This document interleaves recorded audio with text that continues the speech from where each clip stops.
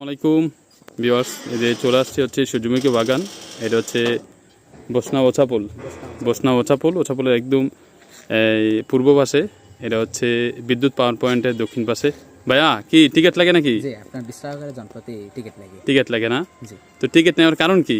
Ticket নেওয়ার কারণ হচ্ছে আমাদের এই বাগানে অনেক লোক আসেন, তো তাদের ঘোরার কারণে আমাদের এই সূর্যমুখী বাগানের অনেক গাছ নষ্ট হয়ে যায়। এই কারণে আমাদের আর্থিকভাবে এটা খরচ হয়েছে প্রায় 45,000 টাকা। 45,000 টাকা। হ্যাঁ, তো এখন এই জন্য আমরা যেন একটু পুষিয়ে নিতে পারি, এর জন্য আমরা 20 টাকা করে জনপ্রতি টিকিট নিচ্ছি। হ্যাঁ, আমি দেখলাম ভিতরে যে প্রচুর পরিমাণ গাছ নষ্ট হয়। জি, ঠিক আছে, এই কারণে তো আসলে টিকিট নেওয়াটা আসলে বেশি কিছু না, মানুষ আসলে আনন্দ পায়, খুবই মজা পায় এই জায়গায় এসে। কারণ হচ্ছে প্রচুর পরিমাণ ছবি তুলতে পারে।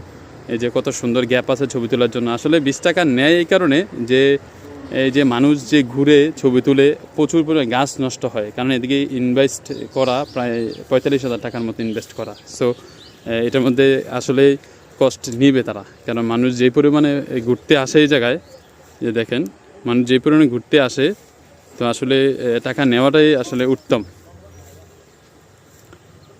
এটা হচ্ছে ঠিকানা হচ্ছে বসনা ওছাপোল বিদ্যুৎ পাওয়ার পয়েন্টের একদম দক্ষিণ পাশে হচ্ছে এটা সূর্যমুখী বাগানটা। এই যে বিদ্যুৎ পাওয়ার পয়েন্টটা দেখা যায় এই যে দিক থেকে, এই যে বিদ্যুৎ পাওয়ার পয়েন্ট। দেবুদ্দার রোড, চান্দিনা দেবুদ্দার যেই সড়ক, এই যে চান্দিনা দেবুদ্দার সড়কটা, সড়কের পাশেই হচ্ছে বিদ্যুৎ পাওয়ার পয়েন্ট। এটার একদম দক্ষিণ পাশে হচ্ছে এই সূর্যমুখী বাগানটা। খুব সুন্দর, বিশাল জমি, এই যে বিশাল জমি, প্রচুর মানুষ আছে ভিতর, অনেক মানুষ আছে।